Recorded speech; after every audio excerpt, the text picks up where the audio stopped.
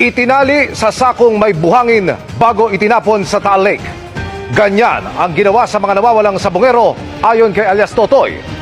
Totoo nga ba ang balita na nananawagan ng suporta ang kampo ni Emil Sumangil dahil sa mga pagbabanta sa kanyang buhay? Ating maaalala na ang unang nagsiwalat ng tungkol sa paglabas ni alias Totoy na siyang kumpirmado witness sa pagkawala ng mahigit 100 sabongero ay unang naitampok sa programa ni Emil Sumangil.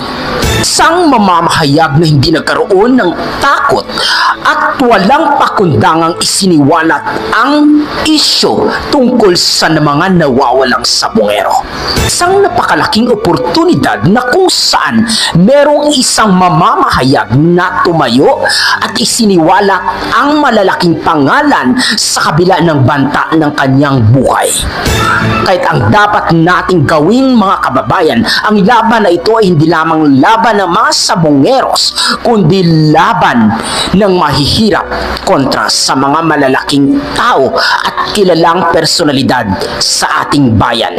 Kaya kailangan ng suporta ni Emil Sumangil upang lumabas yung malalaking pangalan at sila'y masampahan ng karampatang parusa.